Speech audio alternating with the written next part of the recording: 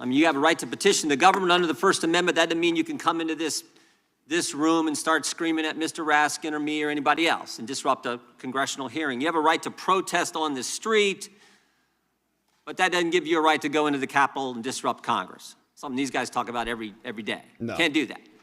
So when Don Lemon said that he was exercising his First Amendment free press rights, freedom of the press rights, that's not really accurate because he was trampling on other individuals' rights. Is that true? Yes. Chairman, we will always protect our churches and the freedom of religion.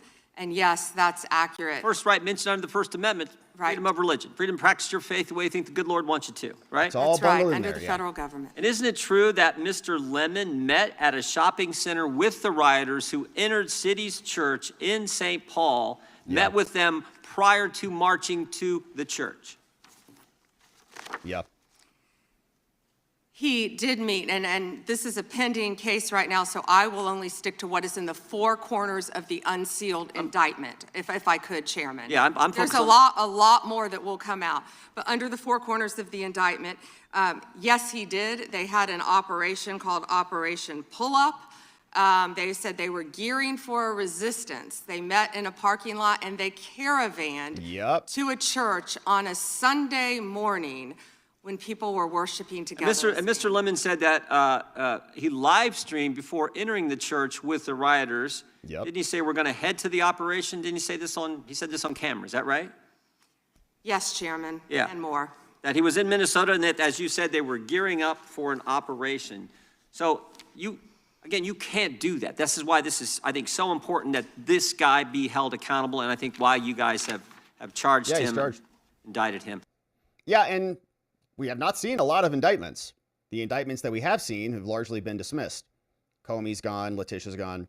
Still waiting on some others like John Brennan, James Clapper, Jack Smith, Liz Cheney, and the others. But Don has been indicted, and the four corners of the indictment are very clear. He was there at beginning, during, and after.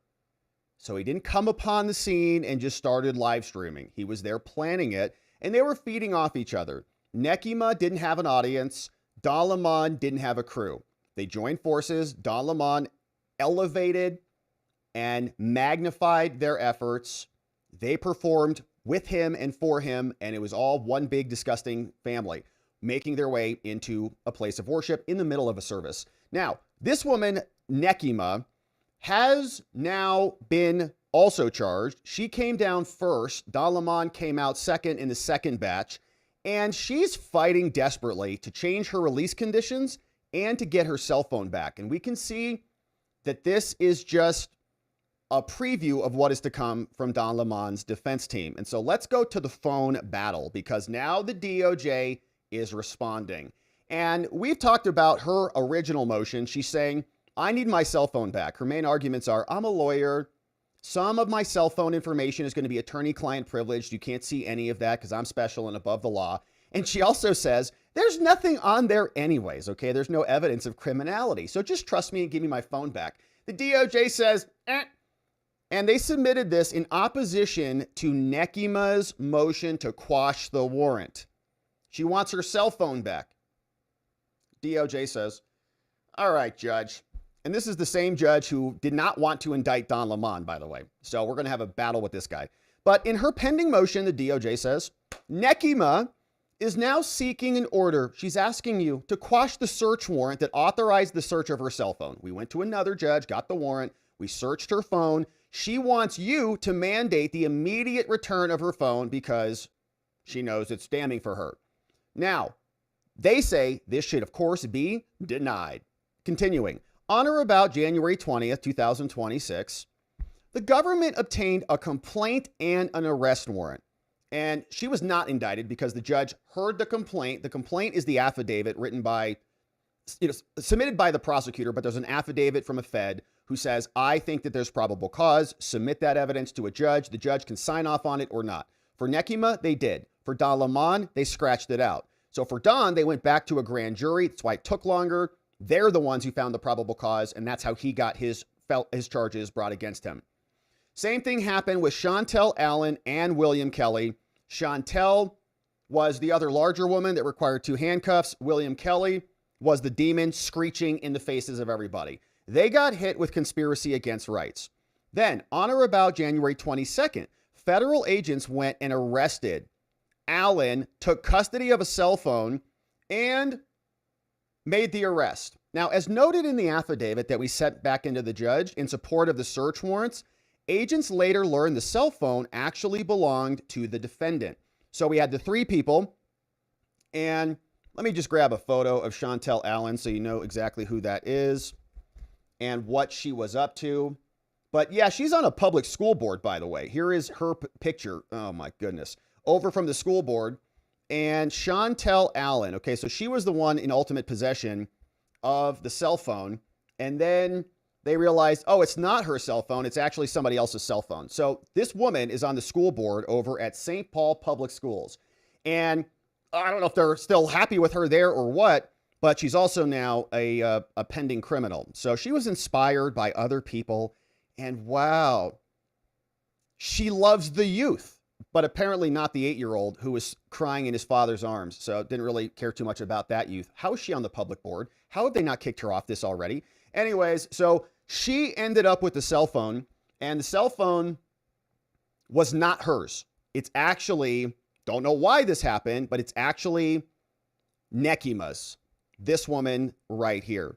So they discover that. On January 23rd, this court, per another judge, so not the same judge whose wife works for Keith Ellison, Shannon, thank you, Shannon, issued a search warrant allowing the government to conduct a forensic examination of the phone and search for and seize records that relate to the crimes, FACE Act violations, and other electronic communications, photographs, videos, internet activity, and more. Then, on or about January 25th, government Trump investigators began the process of extracting data to obtain a forensic copy of the phone.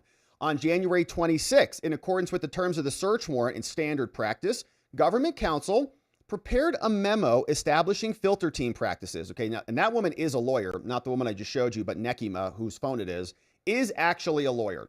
Maybe she's doing legal work. I don't know if she's just an activist or what. But maybe she does have attorney-client materials on there. She's like, yeah, I'm going to be representing you on this for whatever. So they got to filter some of that out. So they established a filter team. They make arrangements for a filter team to commence review of the cell phone data. Okay, people who are not going to be a part of the case, who say, okay, our only job is to just like separate legitimate discovery from anything that might be attorney-client privileged. And so the investigatory team doesn't read that other stuff. To commence review of the cell phone data once we got the full extraction. A government attorney working with the DOJ with prior filter team experience was assigned to work with the agents and the technical examiners, and we've started that process. So we're filtering through all this stuff right now. Government counsel, they tell the judge, on the prosecution team have not reviewed any relevant records or materials found in the extracted cell phone. So prosecutors aren't looking at it. It's all with the filter team right now because they can't look at problematic materials. But counsel were informed that the investigative team has reviewed non-privileged records screened by the filter team that are within the scope of the warrant. And counsel on the prosecution team will not review anything. Okay, we're not going to taint this case. We're not going to allow her to have an opportunity to say, we breached her attorney-client privilege. And so a sanction, like a judge is just like spring-loaded to say, oh, you exceeded the scope of the warrant. Therefore, your sanction is the whole warrant is deemed invalid. And all of the fruits of the poisonous tree are going to be dismissed because of your illegal seizure. So like, we're not looking at it at all. Counsel and the team will not review it until you tell us we can. On January 29th, then, the government also went and got a 2-count indictment. So the original complaint, which was the affidavit submitted to the judge, is then basically papered over. Now we don't need a judge to tell us what they think is probable cause or not, because a grand jury just decided that this defendant, Nekima, Allen, the board member, and Kelly, the demon person, and 6 other co-conspirators, including Don Lema, all indicted for the both counts. And Judge Miko, Keith Ellison's married wife,